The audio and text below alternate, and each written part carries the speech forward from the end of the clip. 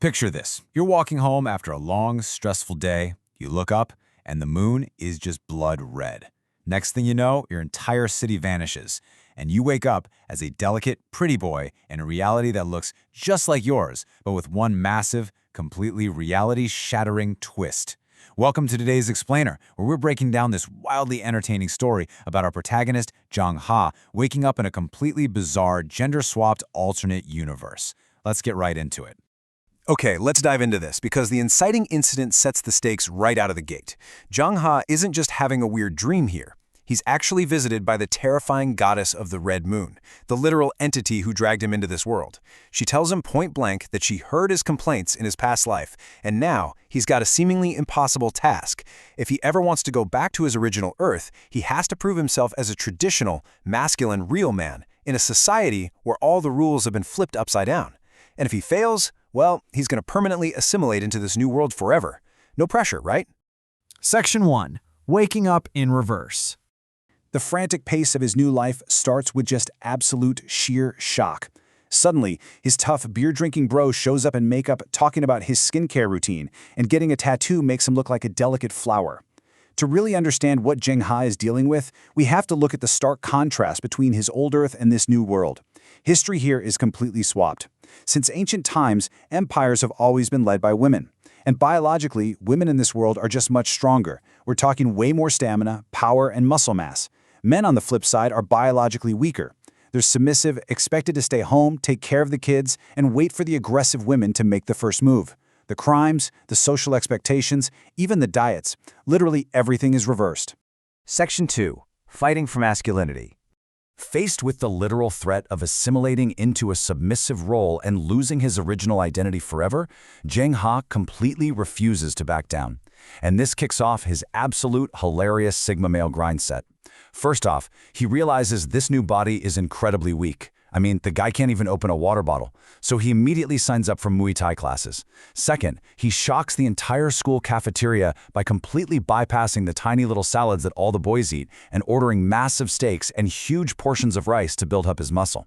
Finally, to make some of his own money and show other guys what peak physical fitness actually looks like, he starts a masked fitness and gaming stream.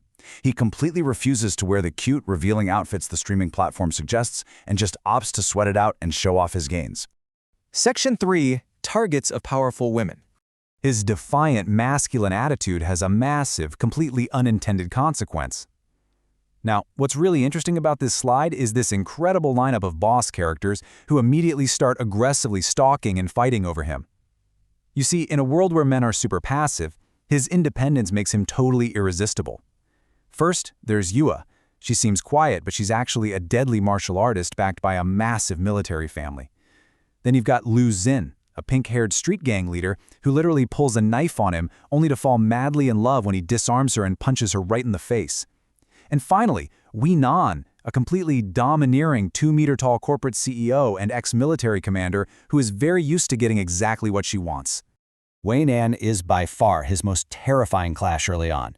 She corners him, offering wealth, fame, a huge contract with her media empire, the whole shebang. But when he flat out rejects her because he'd rather just go home and eat dinner with his family, she is completely stunned. She's an ex-soldier who simply doesn't take no for an answer, and Jang Ha's rejection only fuels her obsessive desire to absolutely dominate him and make him hers. For a while, Jang Ha manages to outmaneuver the street gangs, his aggressive classmates, and even the obsessive CEO. He just focuses on his streaming, his workouts, and protecting his new family. He kind of thinks he's finally getting a grip on this bizarre reality. But just as the high school drama seems manageable, the stakes violently escalate. Someone has been watching him from the shadows. Section 4. Kidnappings and dark obsessions. This is where we enter the darker second half of our explainer, where the rom-com elements completely spiral out of control into a full-blown psychological thriller.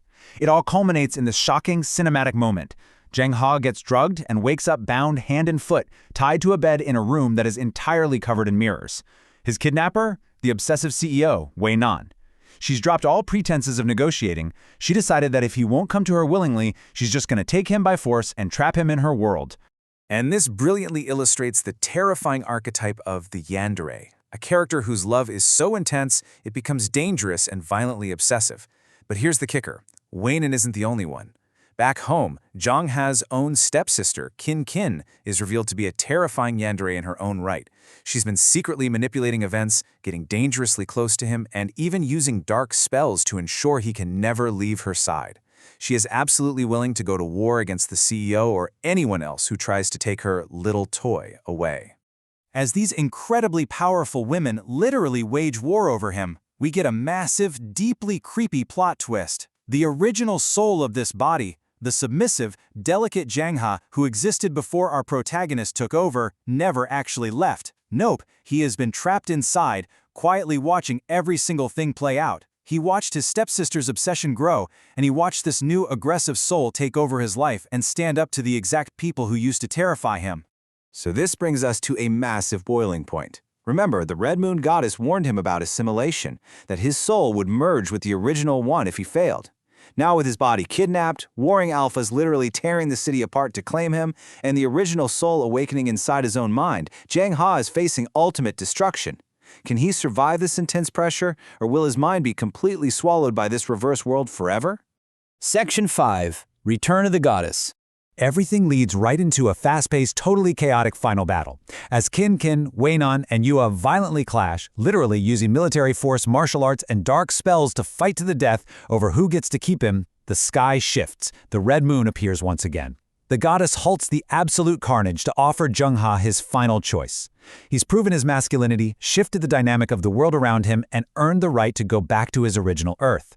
But looking at all this chaos, and looking at the people who, in their own deeply twisted ways, have become his family, he has to make a permanent decision about where he truly belongs. Jang Ha actually solves this ultimate conflict in a really unique way that explores true adaptability. First, he lets the original soul of the body surface one last time. The original Jang Ha speaks to the obsessed stepsister, Kin, lets her know he forgives her, and finally finds peace, which allows the two souls to settle.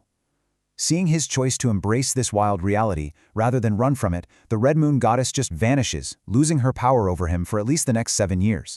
Jang Ha actively chooses to stay, protect his new family, and carve out his own destiny. Section 6. A bizarre new future. Because come on, a story like this doesn't just end with a peaceful ride into the sunset. Let's move to and see how this builds in the aftermath. Jumping a few years into the future, Jang Ha has been traveling. But back home, a mysterious baby with mixed-colored eyes is suddenly delivered to his incredibly bewildered parents with a note saying it's their grandchild. While Jang Ha is scheduled to return in a month, absolute chaos breaks out again.